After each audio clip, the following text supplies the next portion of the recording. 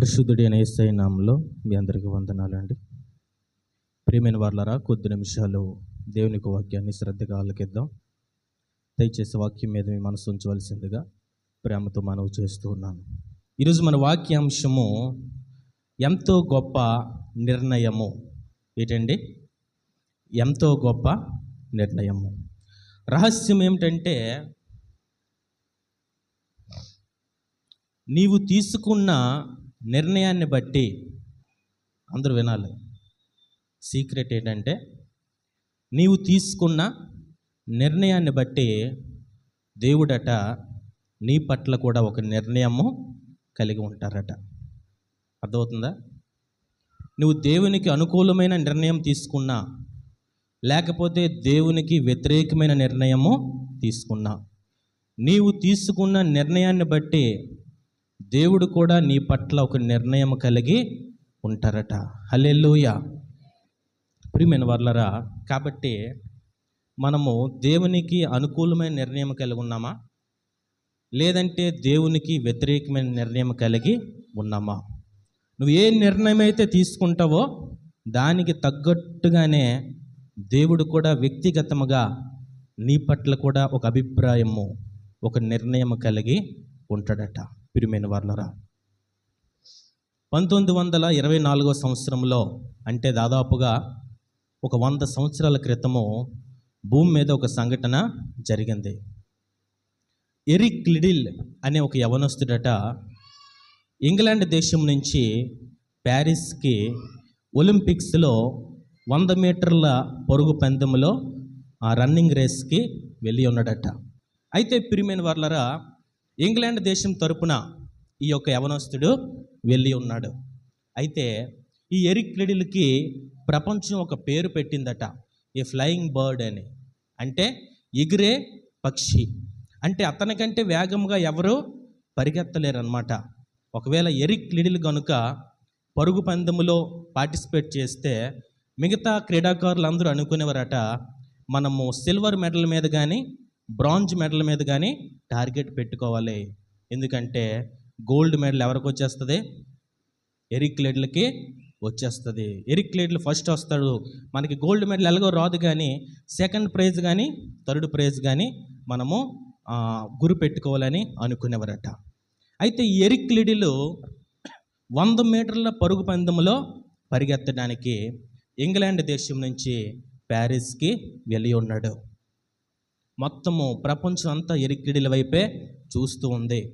ప్రతి పేపర్లో, ప్రతి న్యూస్ ఛానల్లో కూడా ఎరిక్ లిడిల్ గురించే, ఒక మంచి క్రీడాకారుడు, ఒక చిరుతపులి లాంటి ఆ వేగంతో పరిగెత్తేటువంటి ఒక ఎగిరే పక్షి ఈ 1924 సంవత్సరంలో ఎరిక్ లిడిల్ అనే యవనస్తుడు పాల్గొంటున్నాడు. తప్పకుండా గోల్డ్ మెడల్ సాధిస్తాడని చెప్పి అంత పేపర్లో వేసి చాలా హడావిడి చేశారట. అయితే ఎరిక్ లిడిల్ తను రక్షణ పొందిన తర్వాత ఒక నిర్ణయం తీసుకున్నాడట.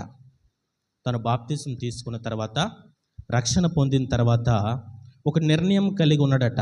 ఏమి నిర్ణయం అంటే, వినాలి, 6 100 100 6 ఎన్ని ప్రయాణాలున్నా, ఎన్ని పనులున్నా, ఎంత బిజీ అయినా, ఆదివారం అయ్యేసరికి నా పాదాలు నా దేవుని సన్నిధిలో ఉండాలి అని ఒక నిర్ణయము తీసుకున్నాడట. గట్టిగా ఒక హల్లెలూయా చెప్దాం. చాలలేదు, ఇంకట్టిగా. ఏమిటండి నిర్ణయము?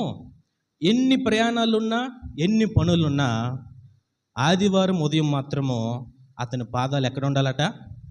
దేవుని మందిరములో ఉండాలని ఒక బలమైన నిర్ణయము తీసుకున్నాడట. అయితే ఇప్పుడు ప్యారిస్కి వచ్చాడు. అయితే ఒక 2 రోజుల్లో అతను పరిగెత్తాలి. అతని గురించి ఎంతో భారీగా ఎక్స్పెక్టేషన్స్ పెట్టుకొని ఉన్నారు అందరూ కూడా, ఎరిక్ లిడిల్ పరిగెడతాడంట అని చెప్పి. అయితే దురదృష్టవశాత్తు ఎరిక్ లిడిల్ పరుగు పందెములో పరిగెత్తవలసిన దినము ఆదివారం ఉదయము పడిందట. ఎప్పుడు? ఏం చేస్తాడు ఎరిక్ లిడిల్? ఒక ఊరి తరపునో, ఒక జిల్లా తరపునో, ఒక రాష్ట్రం తరపున వెళ్ళలేదు. ఒక దేశం, అందులో ఒక ఉన్నతమైన దేశము, ఇంగ్లాండ్ దేశం తరపున కొన్ని కోట్ల మంది మనుషుల తరపున ఒకే ఒక వ్యక్తి ఆ దేశం తరపున పరిగెత్తడానికి వచ్చాడు. అతని మీద ఎంతో ఎక్స్పెక్టేషన్స్ కలిగి ఉన్నారు అందరూ. అతను ఒక ఎగిరే పక్షి అని చెప్పి, అతడు చిరుతపులు వంటి వేగము కలిగి పరిగెడతాడని ప్రియమైన వారు అందరూ భావిస్తూ ఉంటారట. అయితే ఎరిక్ లిడిల్ ఆదివారం పడిపోయింది. అయితే ఎరిక్ లిడిల్ తన స్టాఫ్ దగ్గరికి వెళ్ళి, తన కోచ్, ట్రైనింగ్ ఇచ్చిన కోచ్ దగ్గరికి వెళ్ళి అన్నాడట, అయ్యా మీతో ఒక విషయము మాట్లాడాలి అన్నాడట. ఏంటంటే, రేపు జరిగే ఒలింపిక్స్లో నేను పరిగెత్తడము లేదండి అన్నాడట. నేను పరిగెత్తడం లేదనేసరికి అందరికీ షాక్ అయిపోయిందట. ఏమయ్యా, ఒంట్లో బాగోలేదా? కాలు ఏమైనా ఇరికట్టిందా? నీకేమైనా ప్రాబ్లం ఉందా? నీకేమైనా మానసికంగా ఏమైనా బాధ ఉందా? ఎందుకు అనేసి అంటే, లేదయ్యా, ఆదివారం ఉదయం నా పాదాలు ఎక్కడ ఉండాలి? నా దేవుని సన్నిధిలో ఉండాలి. అలా కాదు ఎరిక్, అలా కాదు. నువ్వు ఒక దేశం తరపున వచ్చావు. నీ గురించి పేపర్లో, న్యూస్ ఛానల్లో ప్రధానమంత్రి వరకు ఎంతో ఎక్స్పెక్టేషన్ కలిగి ఉన్నారు. మొత్తం ఏ నోట్లో నుంచి వచ్చినా నీ పేరే వస్తుంది. నువ్వు ఇలాంటప్పుడు ఇలాంటి నిర్ణయం తీసుకోవడం మంచిది కాదు. దయచేసి నీ మీద చాలా డబ్బు ఖర్చు పెట్టాం, నీ మీద నీకు చాలా స్పాన్సర్స్ ఉన్నారు, నువ్వు ఎప్పుడు ఇలాంటి నిర్ణయం తీసుకోకంటే ఎరిక్ లిడిల్ తెగేసి చెప్పేశాడంట. ఏమని? నేనైతే ఆదివారము పరిగెత్తలేను సార్ అని. చాలా కాళ్ళు వేళ్ళు పట్టుకొని బ్రతిమలాడినా, లేదు సార్, ఆదివారం ఉదయము నేను పరిగెత్తలేను, ఎందుకంటే నేను దేవునికి మాట ఇచ్చాను, ఒక నిర్ణయం తీసుకున్నాను అని చెప్పి. అయితే బ్రతిమలాడి వెళ్ళిపోయారట. ఎరిక్ లిడిల్ తెల్లవారింది ఆదివారము, మంచిగా స్నానం చేసి మంచి బట్టలు వేసుకొని బైబిల్ పట్టుకొని ప్యారిస్లో ఒక మందిరానికి వెళ్ళి కూర్చున్నాడట. హల్లెలూయా. ఆ రోజు గడిచిపోయింది. 100 మీటర్ల పరుగు పందెంలో వేరే ఏదో దేశము గెలిచింది. ఇంగ్లాండ్ దేశము. ఓడిపోవడం సరికాదు కదా, అసలు పాల్గొనలేదు, పార్టిసిపేట్ కూడా చేయలేదు. వెంటనే మరుసటి రోజు అన్ని న్యూస్ పేపర్లో, అన్ని టీవీ ఛానల్లో వచ్చేసిందట. ఏమని? ఎరిక్ లిడిల్ ఒక దేశ ద్రోహి, ఎరిక్ లిడిల్ మన దేశానికి అవమానం తీసుకొచ్చాడు, ఎరిక్ లిడిల్ బ్రతకడానికి అవకాశం లేదు, ఎరిక్ లిడిల్ అని చెప్పి ఆ దేశస్తులు మా దేశంలోనికి అడుగు పెట్టడానికి వీల్లేదని చెప్పి చాలా గందరగోళానికి గురి చేశారట. ఈ మాటలు, ఈ న్యూస్ విన్నటువంటి ఎరిక్ లిడిల్ చాలా బాధపడ్డాడట. డిప్రెషన్లోనికి వెళ్ళిపోయాడట. హల్లెలూయా.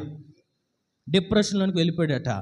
కూర్చొని ఏడుస్తున్నట్టు ఒక చీకటి గదిలోనికి వెళ్ళిపోయి, ప్రభువా, నీ కొరకు ఒక నిర్ణయం తీసుకుంటే నాకు బ్రతుకు లేకుండా చేసేసావే, నాకు జీవితం లేకుండా చేసేసావే, నా సొంత ప్రజలే, నా దేశ ప్రజలే నేను దేశానికి వెళ్తే చంపేస్తానంటున్నారే, ఏంటి ప్రభువా, ఎంత అవమానమా, ఎంత ఘోరమా, నీకు మహిమకరంగా నేను ఉండాలనుకుంటే నాకేంటి ఈ పనిష్మెంట్ అని చెప్పి ఎక్కి ఏడుస్తున్నాడట. ప్రియమైన వారలారా, హల్లెలూయా. అయితే ఒక 2 రోజుల తర్వాత మరలా ఎరిక్ లిడిల్కి ట్రైనింగ్ ఇచ్చిన కోచ్ వచ్చాడట. కోచ్ వచ్చి, లిడిల్, నీతో ఒక విషయం మాట్లాడాలి అన్నాడట.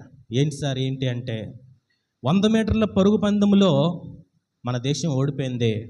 అయితే 400 మీటర్ల పరుగు పందెం ఉంది, అందులో పాల్గొనవలసిన యువకుడు రాలేదు, నువ్వు పరిగెత్తగలవా అని అడిగాడట. హల్లెలూయా. సార్, నేను పరిగెడతాను సార్ అని చెప్పి కళ్ళు తుడుచుకుని అన్నాడట.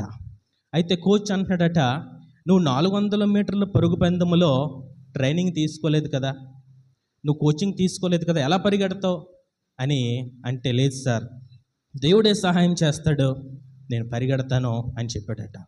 ప్రియమైన వారలారా, అయితే ఆ రోజు వచ్చింది. ఎరిక్ లిడిల్ పరుగు పందెంలో పాల్గొంటున్నాడు అనేసరికి మొత్తం జనాలందరూ కూడా లేచి నిలబడి పెద్ద పెద్ద కేకలు వేస్తూ ఉన్నారట. ప్రపంచం అంతా అనుకుంటూ ఉన్నారట, ఎరిక్ లిడిల్ ఖచ్చితంగా ఓడిపోతాడు, ఎందుకంటే 400 మీటర్ల పరుగు పందెం ఎప్పుడు కూడా ఆయన పరిగెత్తలేదు, ఖచ్చితంగా ఓడిపోతాడని అందరూ భావించారట. ఇంకా ఎవరి ట్రాక్లో వాళ్ళు నిలబడి ఆ యొక్క పరుగు పందెంలో రెడీగా సిద్ధముగా ఉన్నారట. పక్కన ఒక ఆయన పిస్టల్ పేల్చగానే వీళ్ళు చిరుతుపుల కంటే వేగంగా స్పీడ్గా దూసుకొని ముందుకి వెళ్ళిపోవాలి. అయితే ఈ పరుగు పందెము ప్రారంభము కాకముందట మనుషుల్లో ఆ గ్యాలరీలో నుంచి ఒక ముసలావిడి, ఒక పెద్దావిడ వచ్చి ఎరిక్ లిడిల్కి ఒక పేపర్ ఇచ్చిందట. ఒక పేపర్ ఇచ్చిందట. ఆ పేపర్లో ఏదో రాసి ఉందట. ఆ పేపర్లో రాసి ఉంది, చదవడానికి టైం లేదు. ఆ పేపర్ని మడత పెట్టుకొని జోబులో పెట్టుకొని ఆ యొక్క పరుగు పందెంలో రెడీగా ఉన్నాడట. వెంటనే పక్కనున్న ఆయన పిస్టల్ పేల్చేసరికి ఎరిక్ లిడిల్ దూసుకుంటూ పరుగు పందెంలో ముందుకి వెళ్ళిపోయాడట. హల్లెలూయా! అందరికీ ఆశ్చర్యం కలిగే విధముగా ఆ రోజు 400 మీటర్ల పరుగు పందెంలో ఎరిక్ లిడిల్ ఫస్ట్ వచ్చాడట. హల్లెలూయా! ప్రియమైన వారు, అందరికీ ఆశ్చర్యము. ఏ న్యూస్ పేపర్లు అయితే, ఏ టీవీ ఛానల్ అయితే, ఏ న్యూస్ ఛానల్ అయితే ఎరిక్ లిడిల్ దేశద్రోహి, ఎరిక్ లిడిల్ రాజద్రోహి, ఎరిక్ లిడిల్ మోసగాడు, ఎరిక్ లిడిల్ మన దేశానికి అవమానం తీసుకొచ్చాడని రాశాయో, అవే న్యూస్ ఛానల్లో ఏమని పొగుడుతున్నాయి? ఎరిక్ లిడిల్ మన దేశానికి బంగారు పథకాన్ని తీసుకొచ్చాడు. హల్లెలూయా! ప్రియమైన వారలారా, అయితే ఆ గోల్డ్ మెడల్ వేసే సమయంలో ఎరిక్ లిడిల్కి ఆ ముసలావిడ ఇచ్చిన పేపర్ గుర్తొచ్చిందట. ఆ పేపర్ గుర్తొచ్చి, ప్రియమైన వారలారా, ఆ పేపర్ బయటికి తీసి చదువుతున్నాడట. ఆ పేపర్లో ఏమని రాసి ఉందంటే, నన్ను గౌరవించిన వారిని నేను గౌరవిస్తాను. హల్లెలూయా! నన్ను గణపరచు వారిని నేను గణపరుస్తాను, నన్ను హెచ్చించు వారిని నేను హెచ్చిస్తాను. హల్లెలూయా! ప్రియమైన వారలారా, ఎరిక్ లిడిల్ ఒక నిర్ణయం తీసుకుంటే, ఎరిక్ లిడిల్ పట్ల కూడా దేవుడు ఒక నిర్ణయము తీసుకున్నాడా లేదా? వదిలేస్తాడా? వదలడు. ప్రియమైన వారలారా, నువ్వు ఏ నిర్ణయం అయితే తీసుకుంటావో, నీవు తీసుకున్న నిర్ణయాన్ని బట్టి దేవుడు కూడా నీ పట్ల ఒక నిర్ణయము తీసుకుంటాడు. ప్రియమైన వారలారా, ఎరిక్ లిడిల్ ఒక నిర్ణయం తీసుకున్నాడు. దేవుడు కూడా ఉన్నతముగా 100 మీటర్ల ఆ రన్నింగ్ రేస్లో కాదు కానీ 400 మీటర్ల రన్నింగ్ రేసులో గోల్డ్ మెడల్ సాధించే విధముగా దేవుడు ఒక అద్భుతమైన నిర్ణయము తీసుకున్నాడు. ప్రియమైన వారలారా, కాబట్టి మన జీవితంలో దేవా నాకు అది కావాలి, దేవ ఇది కావాలి, నాకు ఉద్యోగం కావాలి, నాకు గృహం కావాలి అని కన్నీరు కారుస్తూ ఎక్కెక్కి ఏడవడం కాదు, ఒక నిర్ణయము తీసుకోవాలి. ఏమిటా నిర్ణయము? ప్రభువా, ఈ రోజు నుంచి నేను పనికి మాలినవి చూడను అని నువ్వు ఒక నిర్ణయం తీసుకొని చూడు. దేవుడు కూడా నీ పట్ల ఒక నిర్ణయము తీసుకుంటాడు. ఈ దినము నుండి నేను సమయానికి దేవుని మందిరానికి వస్తాను. నీవు తీసుకున్న నిర్ణయాన్ని బట్టే, ఇదే పెద్ద రహస్యము, నీవు తీసుకున్న డెసిషన్ బట్టే దేవుడు కూడా నీ పట్ల ఒక నిర్ణయం కలిగి ఉంటాడు. ప్రియమైన వారలారా, ప్రతి సంవత్సరం కూడా షిలోహులో ఉన్న దేవుని మందిరానికి ఒక కుటుంబం వెళ్తూ వస్తూ ఉంటుందట. ఎవరు వాళ్ళు? ఎల్కానా, అతని 2 భార్యలైన హన్నా, పెనిన్నా. ఎవరికి పిల్లలు ఉన్నారు? పెనిన్నాకి పిల్లలు ఉన్నారట, హన్నాకి గర్భఫలము లేదట. హల్లెలూయా! ప్రతి సంవత్సరం కూడా ప్రతి ఏటా దేవుని మందిరానికి వెళ్తున్నారట, కానుకలు ఇస్తున్నారట, బలులు అర్పిస్తున్నారట, ప్రార్థన చేసుకుంటున్నారట, తిరిగి క్షేమంగా ఇంటికి వచ్చేస్తున్నారట. హన్నా ఎంతో ఆశతో దేవుని మందిరానికి వెళ్తూ ఉందట, బలులు అర్పిస్తుందట, కానుకలు ఇస్తుందట, అక్కడ మందిరం అంతా క్లీన్ చేస్తుందట. ప్రియమైన వాళ్ళ తిరిగి వస్తూ ఉందట. ప్రతి సంవత్సరం దేవుని మందిరానికి వెళ్ళినా, ప్రతి సంవత్సరము కానుకిస్తున్నా, ప్రతి సంవత్సరము తాను అర్పించవలసినవన్నీ బలులు అర్పిస్తున్నా సరే, ఆమెకి ఏమి కలగటం లేదు? ఎవరు కలగటం లేదు? గర్భఫలము కలగటం లేదు. అయితే ప్రియమైన వారలారా, ఆమె చివరగా ఆమెకున్న అవమానమును బట్టి, ఆమెకున్న కృంగుదలను బట్టి, ఆమెను అందరూ హేళనగా చులకన చేస్తున్న విధానాన్ని బట్టి ఆమె ఒక నిర్ణయము తీసుకుందట. హల్లెలూయా! దేవుడు కూడా ఎదురు చూస్తూ ఉన్నాడట. దేని కొరకు? ఎప్పుడు ఆమె నిర్ణయము తీసుకుంటుందా అని. హన్నా ఒక నిర్ణయము తీసుకుందట. చూడండి, 1 సమూయేలు గ్రంథము 1వ అధ్యాయము 11వ వచనము. నీవు నాకు ఒక మగపిల్లని దయచేసిన ఎడల నేనేం చేస్తాను? తిరిగి నేను నీకు అప్పగిస్తాను. ఏంటండి అది? చాలా గొప్ప నిర్ణయం. ఈ నిర్ణయము మనలో అందరూ తీసుకోవడానికి అవకాశం ఉండదు. నిర్ణయం తీసుకోవాలంటే ఏం కావాలి తెలుసా? గొప్ప త్యాగము కావాలి, గొప్ప సమర్పణ కావాలి, ఎంతో గొప్ప భక్తి ఉండాలి. ఊరుకునే నీటి మీద పొద్దులాగా నిర్ణయం తీసుకునే వాళ్ళు చాలామంది ఉంటారు. ఈ నిర్ణయం తీసుకోవాలంటే 3 కావాలి. ఏంటవి? గొప్ప త్యాగము కావాలి, గొప్ప సమర్పణ కావాలి, చాలా భక్తి ఉండాలి. ప్రియమైన వాళ్ళరా, నీవు ఒక మగపిల్లని ఇచ్చినట్లయితే నేను నీకు తిరిగి ఇచ్చేస్తాను. తీసుకుందా లేదా నిర్ణయము నీవు తీసుకున్న నిర్ణయాన్ని బట్టే దేవుడు కూడా నీ పట్ల ఒక దేవుడు ఏ నిర్ణయం తీసుకున్నాడు చూడండి. 20వ వచనం.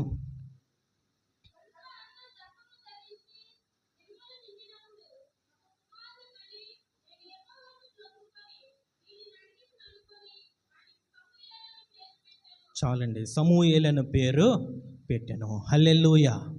ఎలాంటి వ్యక్తి వచ్చాడండి? హన్నా గర్భంలో నుండి ఒక భయంకరమైన ప్రవక్త, చాలా ఉన్నతమైనటువంటి ప్రవక్త, ఇశ్రాయేలు రాజులను అభిషేకించినటువంటి గొప్ప ప్రవక్త. ఆమె గర్భంలో నుండి తీయాలని దేవుని యొక్క ఉద్దేశం. ప్రియమైన వాళ్ళరా, కాబట్టి ఎప్పుడు నిర్ణయం తీసుకుంటుందా, ఎప్పుడు ఇవ్వాలా అని చెప్పి దేవుడు ఎదురు చూస్తూ ఉన్నాడు. ప్రియమైన వాళ్ళరా, మనం ఏ నిర్ణయం తీసుకోం, ఏ కమిట్మెంటు తీసుకోం, కానీ మనకు పరీక్షల్లో పాస్ అయిపోవాలి, మనకి మంచి ఉద్యోగం వచ్చేయాలి, మనకి మంచి వివాహం జరగాలి, మనకి అన్నీ గొప్పగా జరిగిపోవాలి. కానీ మనం మాత్రము ఒక నిర్ణయం మాత్రము తీసుకోము. రహస్యం ఏంటి?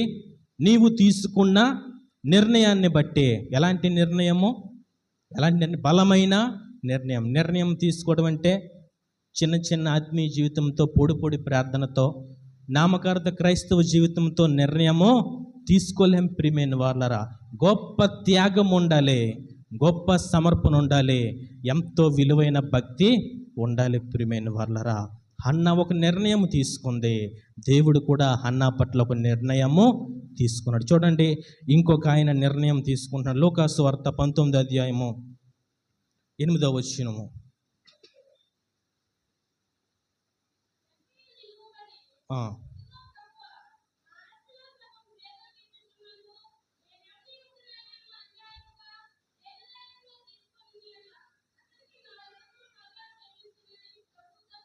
చాలు. ప్రియమైన వాళ్ళరా, ఇక్కడ జక్కయ్య నిలవబడి తన అభిప్రాయాన్ని, తన నిర్ణయాన్ని తెలియజేస్తూ ఉన్నాడట.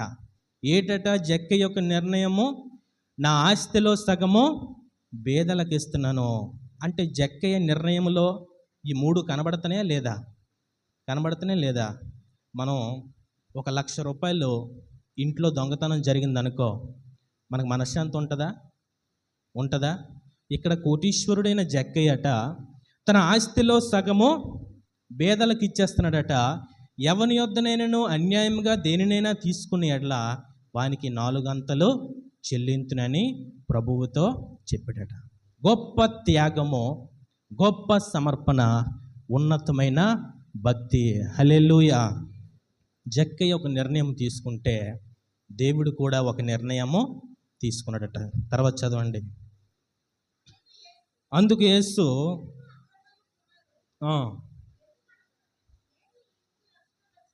చాలండి, యేసు ప్రభు వారు కూడా ఒక నిర్ణయము తీసుకున్నాడట. ఇతడును అబ్రహాము కుమారుడే, ఎందుకనగా ఈరోజు జక్కయ్యకి 100 కోట్ల లాటరీ తగిలిందన్నాడా? ఏమన్నాడు? 100 కోట్ల లాటరీ కంటే విలువైనటువంటి రక్షణ వచ్చింది. హల్లెలూయా. ప్రియమైన వాళ్ళరా, మనం నిర్ణయము తీసుకోవాలి. వచ్చి వెళ్ళిపోతే ఎవరికి ప్రయోజనము? ప్రియమైన వాళ్ళరా, దేవునికి నిర్ణయం తీసుకోవడం అంటే చాలా ఇష్టము. ప్రియమైన వాళ్ళరా, అపోస్తులైన పౌలు గారు ఒక నిర్ణయం తీసుకున్నారు. ఏంటి నిర్ణయము? బ్రతుకుట క్రీస్తే, చావైతే లాభమట. మార్కు సువార్త 10వ అధ్యాయము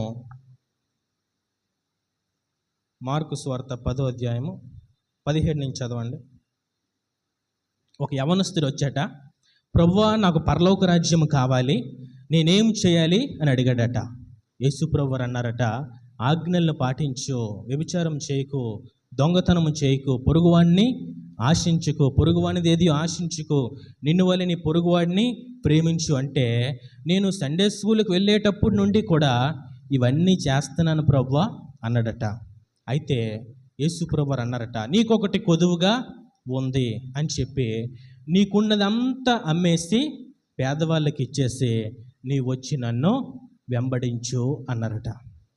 ప్రియమైన వాళ్ళరా, దేవునికి ఇష్టం లేనిది ఏంటంటే ఒక మనిషి ఒక ధనాన్ని ఆధారం చేసుకొని కానీ, ఒక అధికారాన్ని ఆధారం చేసుకొని కానీ, ఒక బంధువులను ఆధారం చేసుకొని కానీ జీవించడం దేవునికి ఇష్టం ఉండదు.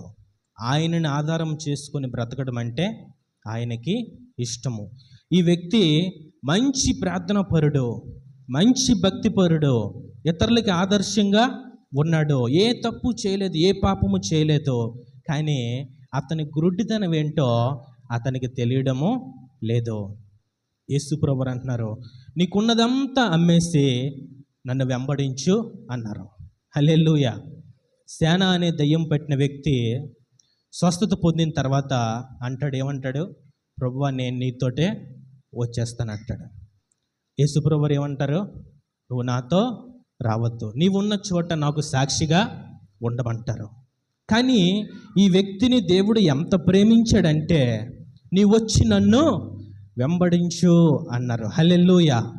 ఆ రోజు ఆ యవనస్తుడు వెంబడించినట్లయితే యేసుక్రీస్తు ప్రభు వారి యొక్క శిష్యులలో మరొక శిష్యుడు కలిసి వచ్చిన ప్రియమైన వాళ్ళు యాడవను. అయితే ఆ యవనస్తుడు నిర్ణయము తీసుకున్నాడా? తీసుకోలేకపోయాడు. ఎందుకు తీసుకోలేకపోయాడట? అతడు మిగులు ఆస్తి గలవాడు కాబట్టి, అతడు తన ఆస్తిపాస్తులను, డబ్బుని, అతనుకున్న బలాన్ని, ఆర్థికమైన బలాన్ని ఆధారం చేసుకుని బ్రతుకుతున్నాడు కాబట్టి ముఖము చిన్నదైపోయిందట. ఏమైపోయింది? ముఖము చిన్న బుచ్చుకొని వ్యసన పడుతూ దుఃఖపడుతూ అక్కడి నుండి వెళ్ళిపోయాడట.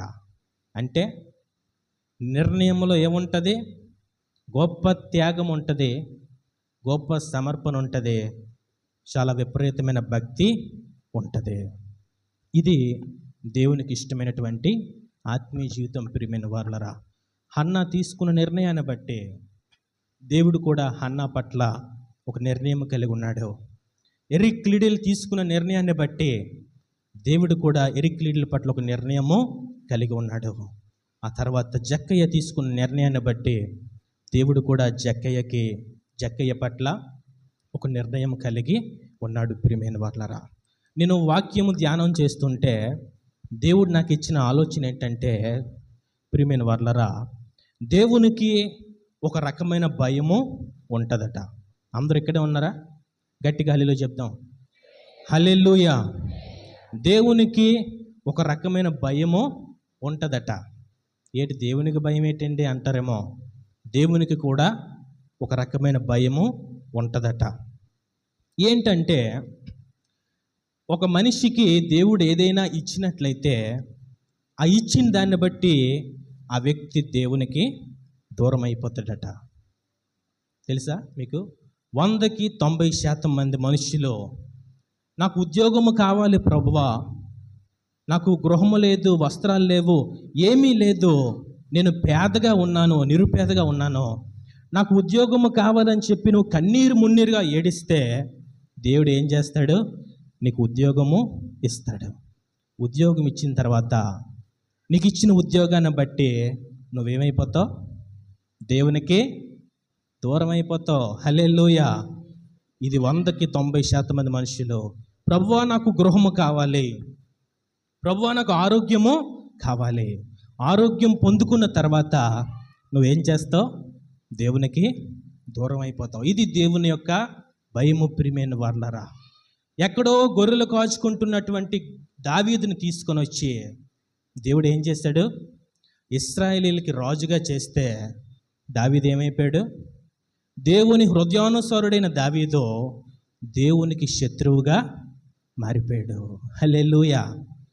ప్రియమైన వారలారా, దేవుడు ఏదైనా ఇచ్చినట్లయితే నమ్మకంగా దేవుని మార్గంలో నడిచేవారు చాలా తక్కువ మంది. ప్రియమైన వారలారా, అబ్రహాము శారా గర్భఫలం లేక బాధపడుతూ ఉంటే ముసలితనములో దేవుడు అబ్రహాముకి ఇస్సాకుని బహుమానముగా ఇస్తే, ప్రియమైన వర్లరా, అబ్రహాం అట దేవుని మీద ఉన్న ప్రేమ అంతా కూడా ఎవరి మీదకి వెళ్ళిపోయిందట? ఇస్సాకు మీదకి. అంటే దేవునికి ఏమైపోయాడు? దూరం అయిపోతూ ఉన్నాడట. వెంటనే దేవుడు అంటాడు, ఇస్సాకుని తీసుకొని వచ్చి నాకు బలి అర్పించు అంటాడు. అంటే దేవుని హృదయంలో ఎంత బాధ! దేవుని యొద్ద నుండి ఏదైనా పొందుకున్న తర్వాత నమ్మకంగా దేవుని మార్గంలో కొనసాగేవారు చాలా తక్కువ మంది, ప్రియమైన వర్లరా. కాబట్టి నువ్వు నిర్ణయం తీసుకుంటే ఆ నిర్ణయం ఎలాగుండాలంటే, ప్రియమైన వర్లరా, నువ్వు ఇచ్చినా ఇవ్వకపోయినా, నువ్వు చేసినా చేయకపోయినా, నువ్వు జరిగించకపోయినా, ప్రియమైన వర్లరా, నిన్ను మాత్రము విడిచిపెట్టను. నీ పాద సన్నిధిలో నీకు నమ్మకముగా, నీకు లోబడి నువ్వు ఎంత హెచ్చిస్తావో నేను అంత ఒదిగి ఉంటాను అని నీ నిర్ణయంలో ఉండాలి, ప్రియమైన వర్లరా. ఏమిట రహస్యము? నీవు తీసుకున్న నిర్ణయాన్ని బట్టి, హల్లెలూయా, నువ్వు ఏ వయస్సులో ఉన్న వ్యక్తివైనా, నువ్వు చిన్న బిడ్డవైనా, నువ్వు యవనస్తుడివైనా, నువ్వు స్త్రీవైనా పురుషుడివైనా, నువ్వు ఎంత వృద్ధుడివైనా వృద్ధురాలువైనా, నీవు తీసుకున్న నిర్ణయాన్ని బట్టి దేవుడు నీ పట్ల ఒక నిర్ణయం కలిగి ఉంటాడు. హల్లెలూయా. నా పట్ల మీలో ప్రతి ఒక్కరికి ఒక అభిప్రాయము ఉంటుందా ఉండదా? చిన్ను బాబా అమ్మో బయటికి బాగానే ఉంటాడు కానీ లోపల చాలా ఇదేండి అని ఎవరో ఒకరికి అభిప్రాయము ఉంటుంది. చిన్ను బాబా చాలా మంచోడండి అని ఒక అభిప్రాయము ఉంటుంది. అంటే నా పట్ల మీకు అభిప్రాయం ఉన్నప్పుడు నీ పట్ల కూడా దేవునికి ఏముంటుంది? ఒక అభిప్రాయము, ఒక క్లారిటీ అనేది ఉంటుంది, ప్రియమైన వర్లరా. కాబట్టి నీవు నామకార్థముగా ఉండకూడదు కానీ ఒక నిర్ణయము తీసుకోవాలి. ప్రభువా నాకు ఇవ్వు ప్రభువా నా జీవితంలో జరిగించు ప్రభువా, దేవా నాకు సహాయం చేయ ప్రభువా, ఇదిగో నాకు ఇది కావాలి ప్రభువా అని నువ్వు ఎంతో ఏడుస్తూ ఉంటావు, ప్రార్థనకు వస్తూ ఉంటావు, మందిరానికి వస్తూ ఉంటావు. కానీ నువ్వెందుకు పొందుకోలేకపోతున్నావు అంటే, నువ్వు సంపూర్ణరాలు అయితే దేవుడు వెంటనే నీకు ఇచ్చేస్తాడు, ప్రియమైన వర్లరా. ఎందుకు దేవుడు ఆలస్యం చేస్తున్నాడంటే, నీలో సంపూర్ణత దేవుడు నీకు ఇప్పుడు ఇచ్చేసాడు అనుకో, నువ్వేమైపోతావు? తీసుకొని యేసయ్యకి టాటా చెప్పేసి వెళ్ళిపోతావు, మరి ఇంక కనబడవు నువ్వు. కాబట్టి నువ్వు సంపూర్ణుడివైతే, నువ్వు యేసు ప్రభు యొక్క రుచిని ఎరిగిన వ్యక్తివైతే నువ్వు దేవుణ్ణి విడిచిపెట్టవు, ప్రియమైన వర్లరా. కాబట్టి ఒక నిర్ణయం తీసుకోవాలి. నీవు తీసుకున్న నిర్ణయాన్ని బట్టే దేవుడు నీ పట్ల నిర్ణయం తీసుకుంటాడు, ప్రియమైన వర్లరా. దేవుడు మన జీవితంలో కలుగు చేసుకోవాలంటే, దేవుడు మనకి ఇవ్వవలసింది ఇవ్వాలంటే, దేవుని ద్వారా ఏదైనా పొందుకోవాలనంటే నువ్వు ఒక నిర్ణయం తీసుకోవాలి. ఆ నిర్ణయంలో ఏముండాలి? గొప్ప త్యాగము ఉండాలి, గొప్ప సమర్పణ ఉండాలి, గొప్ప భక్తి ఉండాలి, ప్రియమైన వర్లరా. యవనస్తులైతే, ప్రభువా ఈ రోజు నుంచి నా కళ్ళ ద్వారా అనేకమైన పాపపు దృశ్యాలు చూస్తూ నా హృదయాన్ని, నా మనస్సుని పాడు చేసుకుంటూ ఉన్నాను, ఇదిగో నీకు మాట ఇస్తూ ఉన్నాను, ఎటువంటి అశ్లీల చిత్రాలు నేను ఈ రోజు నుండి చూడను అని చెప్పి ఒక ఎంతో బలమైన నిర్ణయం నువ్వు తీసుకున్నట్లయితే, నువ్వు తీసుకోగానే నువ్వు నిర్ణయం తీసుకున్నట్లయితే దేవుడు కూడా నీ పట్ల నిర్ణయము తీసుకుంటాడు. హల్లెలూయా, ప్రియమైన వర్లరా. కాబట్టి ఈ లోకానుసారమైన జీవితం జీవించనని నేను దినమునకు ఒక గంట మోకరించి ప్రార్థన చేస్తానని, ఏ నిర్ణయమైనా కావచ్చు, ప్రియమైన వర్లరా, ఈ పాపము జోలికి వెళ్ళనని, ఈ వ్యసనాన్ని విడిచిపెడతానని, ఈ అక్రమ సంబంధాన్ని నా యొక్క ఆలోచనలు కూడా తీసివేస్తానని, పరిశుద్ధంగా జీవిస్తానని నువ్వు నిర్ణయం తీసుకొని చూడు. నా దేవుడు, నీవు నమ్మదగిన వ్యక్తివైనా సరే ఆయన ఎంతైనా నమ్మదగిన దేవుడు, ప్రియమైన వర్లరా. కాబట్టి నిర్ణయములో త్యాగం ఉండాలి, నిర్ణయములో ప్రియమైన వర్లరా సమర్పణ ఉండాలి, నిర్ణయములో విలువైన ఎంతో గొప్ప భక్తి జీవితము ఉండాలి, ప్రియమైన వర్లరా. నీవు తీసుకున్న నిర్ణయాన్ని బట్టే దేవుడు కూడా నీ పట్ల నిర్ణయం కలిగి ఉంటాడు. దేవుడి పరిశుద్ధ వాక్యాన్ని మన హృదయంలో ఫలింపు చేయను గాక. ఆమేన్. ప్రార్థన చేసుకుందాం.